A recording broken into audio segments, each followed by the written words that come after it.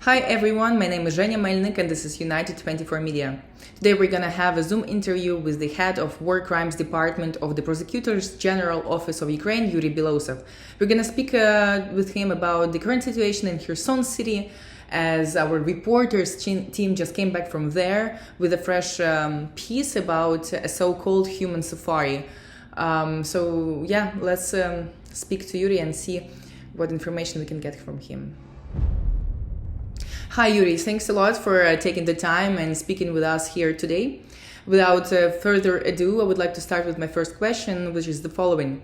We all know that after the occupation of Kherson city in November 2022, this region remains one of the most dangerous for civilians to live in. Artillery shellings, glide bombs, now drones.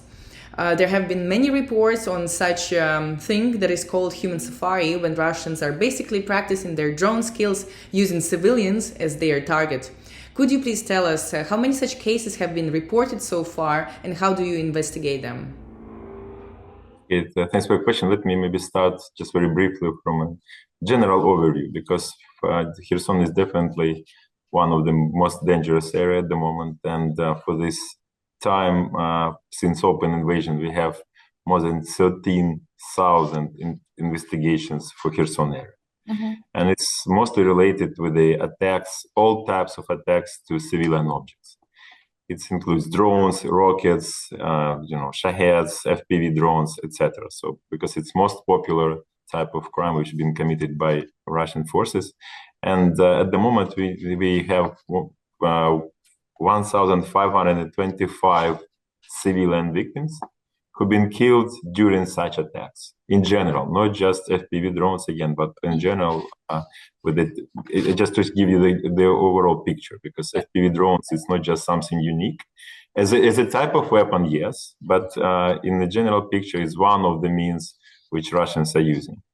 If we coming back to the different drones attacks in Kherson region, we have at the moment 48 civilians been killed specifically by drones. And sure, we have specific examples related to your question, fresh ones. For example, on June this year, on the 8th of June this year, we identified a specific suspect, Russian soldier, who used FPV drones against two civilians. So he definitely saw whom he's attacking. It was two civilians, man and woman, so they were wearing in civilian clothes, and he threw the grenade just in front of them, which led to the injuries of the man. Fortunately, the woman didn't suffer. At the moment, this indictment is already in the court, which is also important to say. Sure, when we talk about the investigation of these types of crimes, so it's extremely difficult because all Russian forces at the moment, they have drones, they have FPV drones. That's why it's very difficult to trace where exactly the drone came from, who exactly launched it. But even if you could identify it, the next challenging step is to identify who exactly was operating this drone. Sure, but at the same time, so when we say the difficult, it doesn't mean that it's not possible.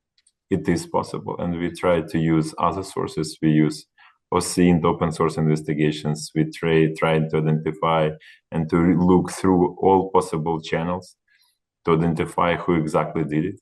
And as I said, so we already have results for this specific type of crime. Thanks for this answer. Let's move on to the second one. Could you tell us what kind of war crimes or violations of international humanitarian law have been reported in the Kherson region the most during the occupation and after? If we talk about all investigations we have in Kherson, because the figure I mentioned you in the beginning, 15,000, so it was related just to shellings of different types. Wow. But in addition to shellings, we have other crimes. And since open invasion in Kherson area, there were registered more than 26,000 different investigations. What are the most popular of them, let's say, which Russians are committing specifically in Kherson? Again, attacks to civilian objects, number one. Then deliberate killings of civilians, torture, because Kherson is also, unfortunately, during the occupation. So when we deoccupy the territory, what we first discovered is very well organized system of torture places, in different institutions, they have deliberately prepared them for keeping civilians and prisoners of war, but mostly civilians. That's why torture and sexual violence is definitely, unfortunately, one of the leader of this list. And plus looting. So they try to rob, they try to steal everything they see. And definitely it's not just been done by a lower rank soldiers. So they have all been involved in that, because even the so-called the governor of the Kherson area, so as a Saldo, so he was organizing the mass looting, let's say, of agriculture products or for agriculture equipment and other subjects. And yeah, maybe these ones, if you talk about the Kherson, are most spread. All right, thanks. I understand. Let's continue. Who would be held accountable for the alleged war crimes? Individual soldiers, commanders, or political leaders? It's important to say so, but definitely we tried traditional type of investigations, let's say, is always focused on the one who committed the crime. But we understand at the moment by today, we have 141,000 of war crimes been registered. It's a huge number of crimes. And a lot of direct perpetrators already been killed on the battlefield. That's why we understood that our main focus is commander level. It's middle and up commander level, up to the Russian president. And as you know, by arrest warrants of ICC, they focus on Putin from the very beginning. That's why we also try to focus first who organized it. And then definitely we try to find the specific perpetrators. Who are our subjects, if we talk about the Kherson in particular? We already charged the head of the biggest force in that area called Dnipro. Dnipro, that the Russian name of the big military operation group.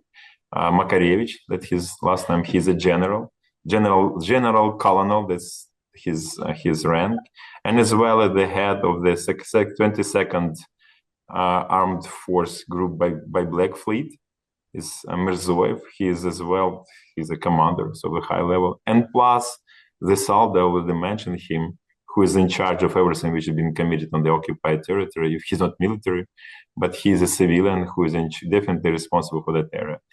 I don't mean all other soldiers and officers who've been also focused by us, but I just mentioned the top leaders which we are focusing on.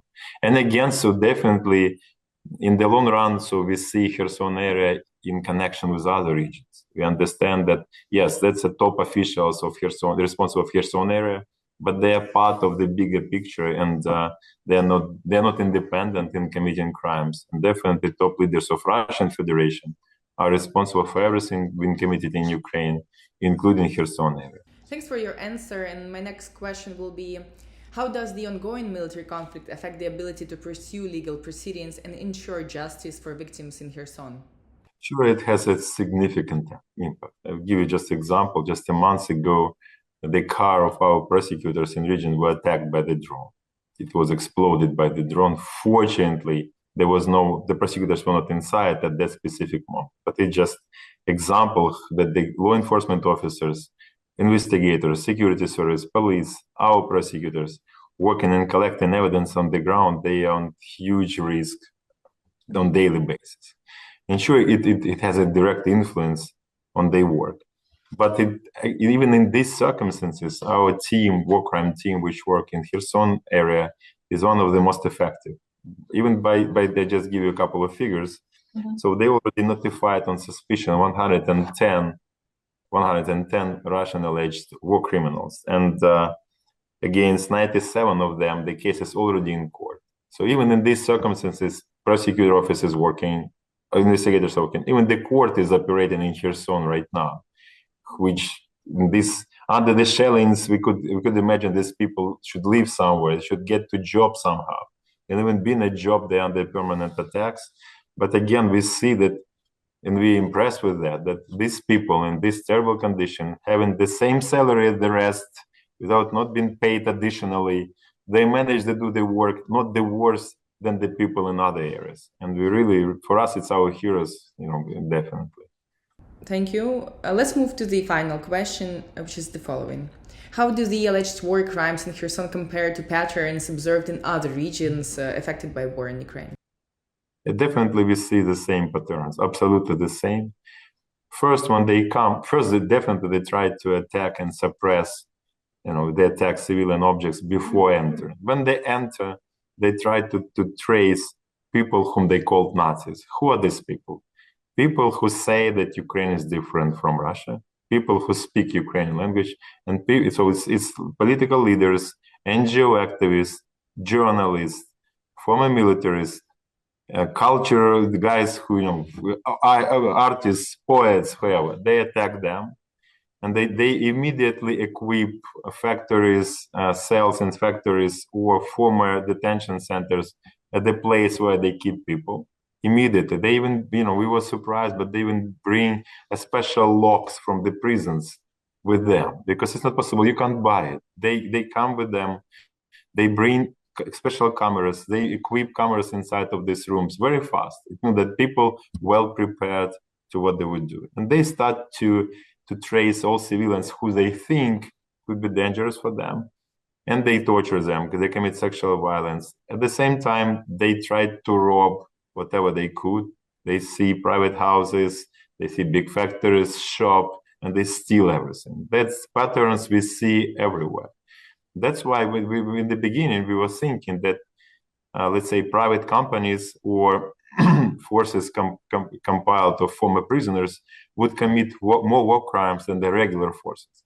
But we see there is no difference. It doesn't matter who comes, and Bucha is example, where the special, one of the best, as they say, troops came there, and what they did in Bucha, the whole world knows.